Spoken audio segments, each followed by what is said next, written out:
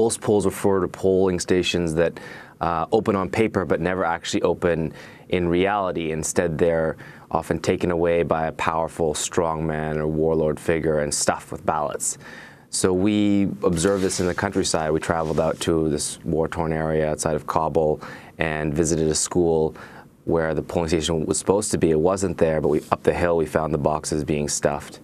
And this is a story that, I think was repeated across many places in rural Afghanistan as it was in the previous elections, but it was virtually unreported this time since very few reporters left the capital. Can you talk about the front-runner right now, Abdullah, who previously ran for president against Hamid Karzai? He's the former foreign minister. He's just ahead of Ashraf Ghani, who also is a former minister of the Karzai government.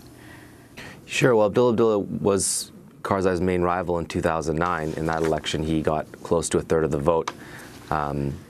He represents a party and a network that's associated with the north of the country and the Tajik ethnic group, as opposed to Ghani, who's more strongly associated with Pashtuns who predominate in the south. But Abdullah, former foreign minister, Ashraf Ghani, World Bank official and also finance minister, both respected technocrats, seem to be personally honest. But they've surrounded themselves out of necessity with much more dubious figures, people that you could frankly call warlords. In that respect, they don't really, they're not that dissimilar from President Karzai himself, and it just speaks to the nature of the political system, which won't change regardless of who's elected. Matthieu, I wanted to ask you about Anya Niedringhaus, the veteran Associated Press photographer who was shot dead by an Afghan police officer just before the election. She died instantly in the attack near the Pakistani border. Her funeral service was held on Saturday in Germany. She was 48 years old. This is AP Senior Vice President Kathleen Carroll. She showed calm while all around was chaos. And I believe that is why her pictures from terrible places resonated with so many people around the world. She found their dignity. She found the quiet, human moments that connected people in great strife to all the rest of us around the world. Canadian AP reporter Kathy Gannon was shot twice in the same attack as the two women, the two journalists, sat in the back of a car. She's receiving medical assistance still. Parish priest Bernd Müller read out a letter from Gannon at Anya's funeral service. I remember some of your last words. I am so happy, you said. You had decided the pictures you wanted to take. Momo and you talked. You knew just what you wanted. You even said, we will send them out on Tuesday. That's the best day, you said. Mein Schatz, you were so happy. Your heart knew no bounds, Anya. You couldn't give enough. You wanted to help everyone. I love you, Schatz. That's parish priest Bernd Müller at the funeral of Anya Niedringhaus, reading out a letter from Kathy Gannon, also injured in the attack that killed Anya. Matthieu Aikins, can you talk about Anya and Kathy? Well, they were, extraordinarily accomplished, fearless reporters that we all greatly admired. I didn't know Anya personally, but I know Kathy, and sadly, they're not the only ones in this last couple months. It's been a rough couple months for the press corps in Kabul. Another friend of mine, Sardar Ahmad, reporter for AFP, was killed, murdered with his family in the Serena Hotel attack. There was a Swedish-British journalist, Nils Horner, who was shot dead on the street. So that has buffeted the press corps in Kabul, and we're all in mourning. But I think it's also important not to let that mourning close us off from the people of this country. We have to find the commonality between our mourning and the mourning that people in the countryside experience every day for their loved ones who are killed, and not allow this mourning to close us off in our grief. Can you talk about the death toll in Afghanistan? The death toll is rising. Last year there was more civilian casualties than any other year. The violence in the country is not diminishing as international forces leave. It's diminishing in some areas, it's increasing in other areas, but I think it sets the pattern for what will continue to be a very intense conflict between Afghan parties. Matt Aikins, you won the award, the George Polk Award, for your piece in Rolling Stone, The A-Team Killings. If you could briefly summarize what you exposed, and then talk about the Pentagon's response to your report. Well, as I discussed on the show when you had me on in November, I investigated these allegations that a U.S. Special Forces team had run amok in Wardak province and had been responsible for torturing people, for killing them.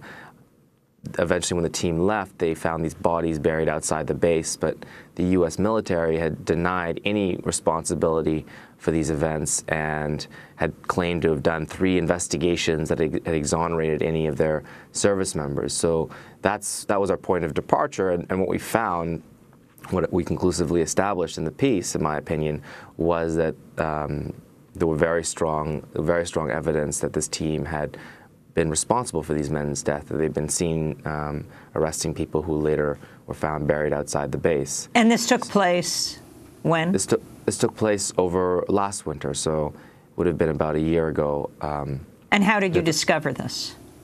Well, one of the ways that we discovered it was by going out to these very insecure, inaccessible areas, interviewing people. Eventually, I managed to visit one of the translators who had been arrested, and it was in an Afghan prison, so he was sort of a central figure.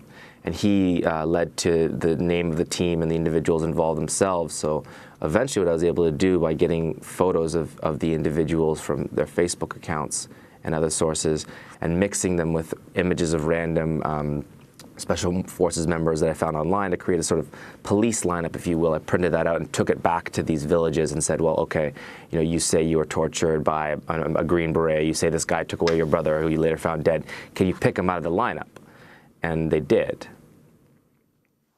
And the Pentagon's response to your report, Matt? The Pentagon has opened a criminal investigation. So they said it was ongoing when the report came out. But when the report came out, I had asked about this supposed investigation that they had started, and none of the many witnesses or officials that I had spoke to had ever been contacted by the criminal investigation team. However, since then, they have come to Kabul and they have been interviewing people, witnesses who were connected with these events. So there actually is some sort of criminal investigation taking place. The track record for the military on holding their service members accountable for these kinds of war crimes and other, illegal acts is pretty dismal. There's almost, no one who's been convicted who didn't sort of run amok like Sergeant Bales, who went crazy, but actual units who are sort of carrying this out in the line of duty, let's say, the track record of accountability is very poor. So it remains to be seen what, if anything, will come out of this in terms of accountability.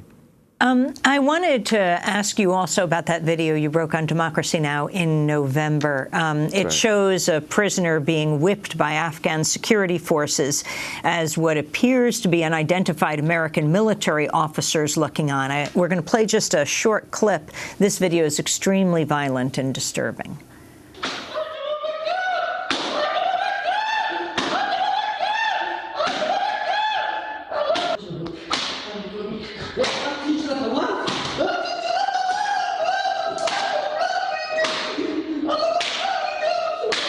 That video we played in November. When you were here last, you said that the Army's Criminal Investigation Command was investigating this attack. What's come of that? According to the Army, they've completed their investigation and turned the findings over to the unit's chain of command, which means that they were confirmed, as Americans. And that chain of command is the U.S. Army Special Operations Command. So I've contacted them for information about, what, if any, action was taken against those individuals who were seen, supervising a torture session. And they haven't gotten back to me yet, and we may have to go to Freedom of Access of Information Act request But we're going to find out and follow up. Finally, in this last minute that we have, your thoughts about the future of Afghanistan, when the elections will be announced and what happens next? We're all hopeful that the elections will not descend into some sort of prolonged crisis like they have in the past, that there'll be a successful transition to a new president. The stakes are extraordinarily high, but Afghanistan's problems are very deep-rooted. It's one of the largest narco states in the world. There's a tremendous urban-rural divide and an insurgency. So the problems aren't going to be solved by this election, but hopefully they won't be exacerbated either.